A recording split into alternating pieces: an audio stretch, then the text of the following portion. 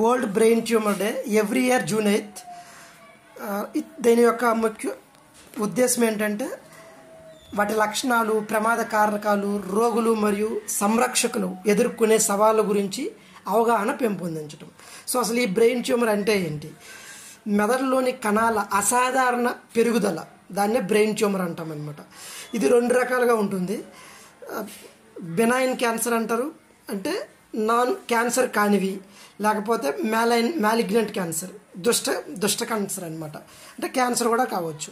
దీని types, origin చూస్తే కనుక అవి ఎక్కడి నుంచి ప్రారంభమవుతాయంటే ఇవి మెదడులోనే ప్రారంభం అవ్వచ్చు. వీటినే ప్రాథమిక క్యాన్సర్స్ అంటారు. లేకపోతే శరీరంలోని ఇతర భాగాల నుంచి కూడా వ్యాపించవచ్చు. నెక్స్ట్, దీని సిమ్టమ్స్, సాధారణ లక్షణాలు: తరచూ తలనొప్పి, ముఖ్యంగా ఉదయం, నాషియా, వామిటింగ్, వాంతులు లేదా అసహనం, విజన్ ప్రాబ్లమ్స్, చూపు సమస్యలు, సీజర్స్, మూర్ఛరోగం, దడలు. నెక్స్ట్, మాట్లాడటంలో లేదా దృష్టిని కేంద్రీకరించడంలో ఇబ్బంది. కొన్ని ప్రపంచ స్థాయిలో వాస్తవ ఫ్యాక్ట్స్ చూస్తే కనుక ప్రపంచంలో ప్రతి సంవత్సరం 3 లక్షల కంటే ఎక్కువ బ్రెయిన్ మరియు నర్వస్ సిస్టమ్ ట్యూమర్స్ని గుర్తిస్తున్నారు. సో గ్లియోబ్లాస్టమా అత్యంత తీవ్రమైన మరియు సాధారణమైన క్యాన్సర్ బ్రెయిన్ ట్యూమర్లలో ఒకటి. సో దీని ట్రీట్మెంట్ ఆప్షన్స్ ఏంటి?